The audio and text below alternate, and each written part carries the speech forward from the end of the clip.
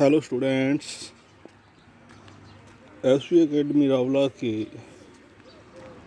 Online platform पर आपका बहुत बहुत स्वागत है। जैसा कि हम पढ़ रहे थे कक्षा 12 की अनिवार्य हिंदी पुस्तक सृजन का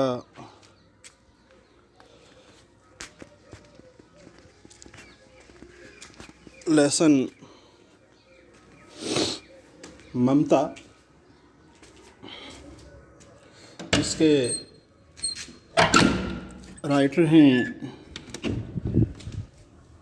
जयशंकर प्रसाद। और उसके दौरान हमने पढ़ा था इसके कुछ अंश को कि किस प्रकार से ममता अपना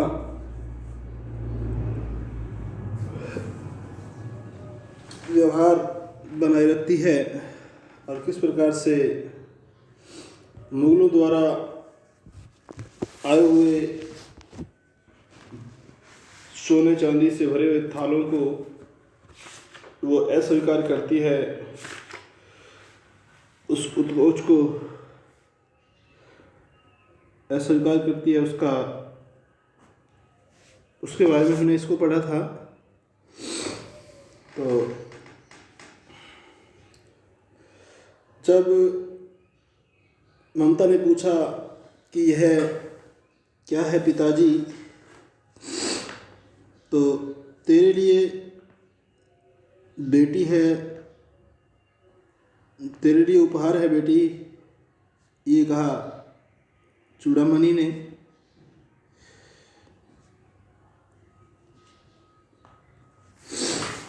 तो ममता चौंक पड़ी, इतना स्वर्ण यह कहाँ से आया।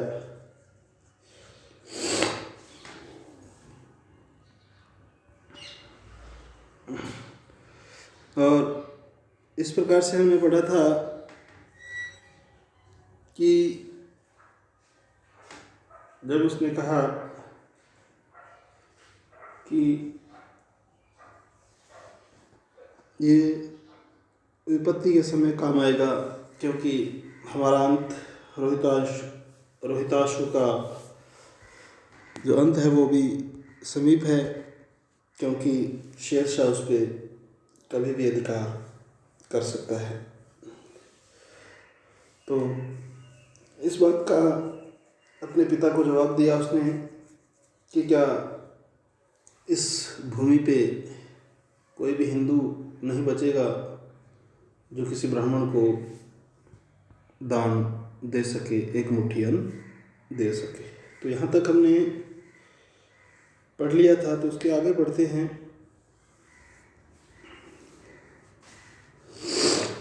मूर्ख है कहकर चूड़ामणि चले गए। तो चूड़ामणि ने कहा कि देखो ये कितनी मूर्ख है, इतना कहकर वो चले गए, थोड़ी खिन्नता के साथ, थोड़ी दुखी होते हुए। दूसरे दिन जब डोलियों का तांता समूह भीतर आ रहा था,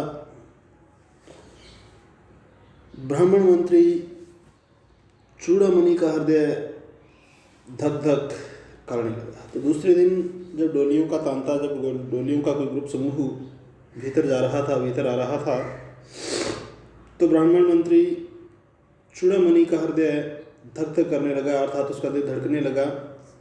थोड़ी घबराहट सी महसूस हुई उसे। वह अपने को रोक न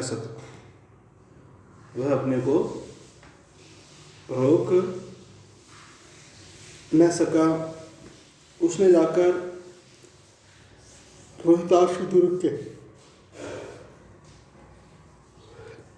उसने जाकर रोहिताश दुर्ग के तोरण पर डोलियों का आवरण खुलवाना चाहा। पठानों ने कहा। जब उसने वह अपने आप को रोक नहीं सका तो उसने जाकर रोहिताश दुर्ग के तोरण पर डोलियों का आवरण खुलवाना चाहा, यानी कि उनको देखना चाहा इसमें क्या है। तो पठानों ने कहा यह महिलाओं का अपमान है। तो पठानों ने कहा कि यह महिलाओं का अपमान है या महिलाओं का अपमान करना है। बात बढ़ गई, तलवारें खींची और ब्राह्मण वहीं मारा गया। बात बढ़ी, जब उस मंत्री ने उनके आवरण को हटाकर उन डोलियों को देखना चाहा तो इस बात को लेकर उन्हें तनाव बढ़ा, यानी कि बात बड़ी, विवाद हुआ, झगड़ा हुआ, तलवारें खींची, ब्राह्मण वही मारा गया और राजा रानी और कोष सब छली शेरशाह के हाथ पड़े। और राजा रानी और कोष खजाना, यानी कि सब छली का मतलब धोखेबाज, छल करने वाला, कपट करने वाले, अर्थात शेरशाह के हाथ पड़े। निकल गई ममता। डोली में भरे हुए पठान सैनिक दुर्ग भर में फैल गए, पर ममता नहीं मिली। तो क्या बात है कि बात बढ़ी, तलवारें खींची, ब्राह्मण वही मारा गया। राजा और रानी को भी छली शेरशाह ने अपने अधीन कर लिया, उसके हाथ पड़े और निकल गई अकेली ममता। तो डोली में भरे हुए पठान सैनिकों ने दुर्ग भर में फैल गए, परंतु उन्हें ममता कहीं भी नहीं मिली। उन्होंने ममता को खूब ढूंढा, परंतु वो कहीं भी नहीं मिली। अब इसका दूसरा अंश है काशी के उत्तर धर्मचक्र। काशी यानी कि भारत की प्रमुख धार्मिक नगरी है ये। काशी के उत्तर धर्मचक्र विहार मौर्य और गुप्त सम्राटों की कीर्ति का खंडहर था। उनके यश का वो खंडहर था, उसके यश की निशानी थी। भगन चूड़ा, भगन यानी कि टूटा हुआ चूड़ा, तृण गुल्मों से ढके हुए प्राचीर, और जो उस किले की जो दीवारें थी वो भी घास फूस से ढकी हुई थी, यानी कि वो भी जीर्ण शीर्ण अवस्था में था, खंडर था। तृण गुल्मों से ढके हुए प्राचीर, ईंटों के ढेर में बिखरी हुई भारतीय शिल्प की विभूति, और ग्रीष्म की चंद्रिका में, ग्रीष्म का मतलब गर्मी की चंद्रिका में अपने को शीतल कर रही थी। तो ग्रीष्म की चंद्रिका में अपने आप को क्या कर रही थी? शीतल कर रही थी, ठंडी कर रही थी। जहाँ पंचवर्गीय भिक्षु गौतम का उपदेश ग्रहण करने के लिए या प्राप्त करने के लिए पहले मिले थे, उस स्तूप के भग्नावशेष की मलिन यानी कि मैली छाया में या धुंधली पड़ती हुई छाया में एक झोंपड़ी के दीपालोक में, एक झोंपड़ी थी, उसके दीपालोक में दीपालोक का मतलब है किसी कोई दीपक जलाया हुआ था और उसकी रोशनी। दीपालोक में एक स्त्री पाठ कर रही थी। तो एक झोंपड़ी के दीपालोक में यानी कि दीपक के प्रकाश में एक स्त्री पाठ कर रही थी, भजन आदि कर रही थी। अन्य निश्चिंत्यो माय जना पर्युपास्ते, यानी कि वो पाठ कर रही थी और अचानक उसका पाठ रुक गया। अचानक उसका पाठ रुक गया। एक भीषण और हताश आकृति, एक भीषण यानी कि बड़ी डरावनी सी कह सकते हैं उसको, एक भीषण और हताश आकृति द्वीप के मंद प्रकाश में सामने खड़ी थी। मंद प्रकाश में सामने खड़ी थी यानी कि पाठ रुका, यानी कि कोई अनजान व्यक्ति वहाँ आ गया था, तो इसीलिए वो पाठ क्या हुआ, रुका। और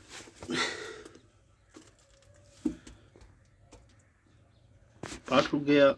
एक भीषण और हताश आकृति द्वीप के यानी द्वीप के मंद प्रकाश के सामने खड़ी थी। स्त्री उठी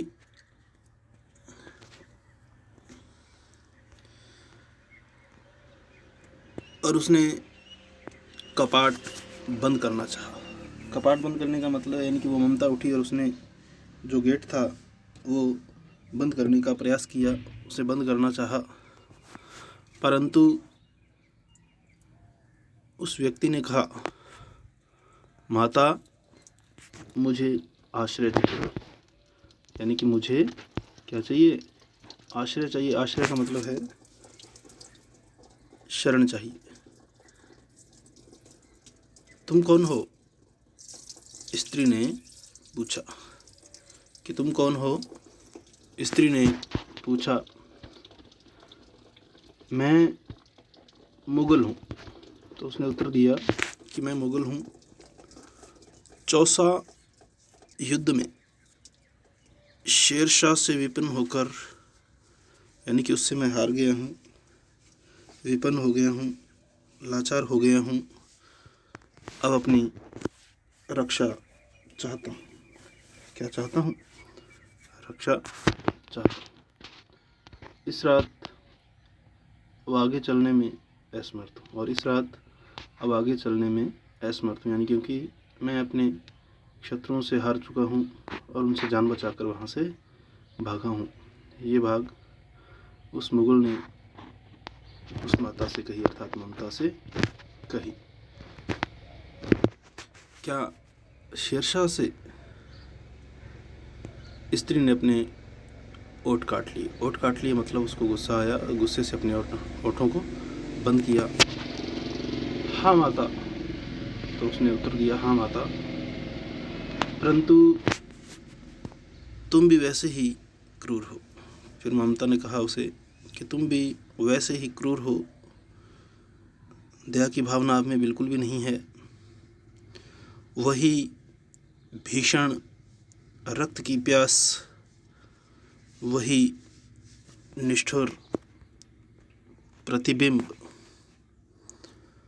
तुम्हारे मुख पर भी है। तुम्हारे मुख पर भी, यानी कि तुम भी शेरशाह की भांति ही क्रूर और भीषण हो, रक्त के प्यासे हो। तुम्हारे मुख पर भी है, सैनिक मेरी कुटी में स्थान नहीं। और उसने कहा कि ये सैनिक मेरी कुटी में, मेरी कुटिया में कोई स्थान नहीं है, जगह नहीं है। जाओ कहीं दूसरा आश्रय खोज लो। जाओ और कहीं जाकर दूसरा आश्रय खोज लो। गला सूख रहा था, साथी छूट गए थे। गला सूख रहा है, साथी भी छूट गए हैं जो मेरे साथी थे।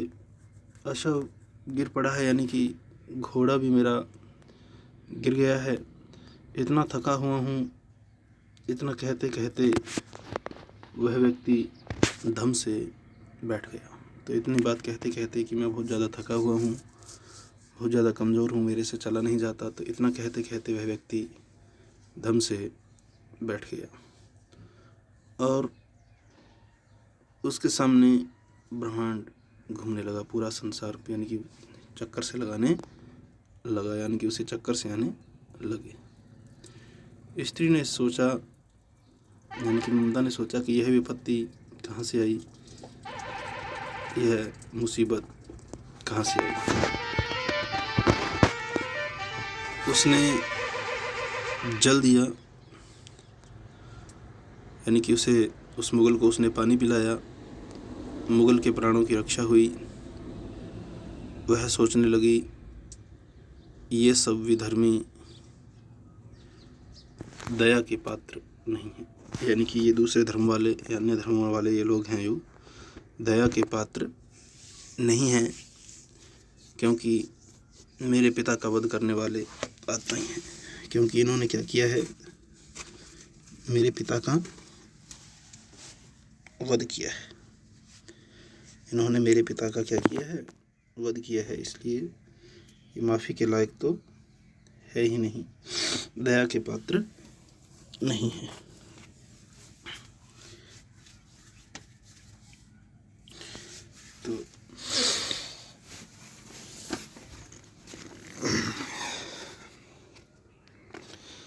तो मेरे पिता का वध करने वाले ये आत्मा ही हैं। घृणा से उसका मन विरक्त हो गया, उसे अर्थात उस स्त्री को अर्थात ममता को बहुत ही नफरत सी हुई और उसका मन घृणा से नफरत से क्या हो गया, विरक्त सा हो गया। तो आज के लिए स्टूडेंट्स इतना ही, बाकी जो अंश इसका बचा है उसको हम पढ़ेंगे आगामी ऑनलाइन क्लास में। बहुत बहुत धन्यवाद। जय हिंद, जय भारत।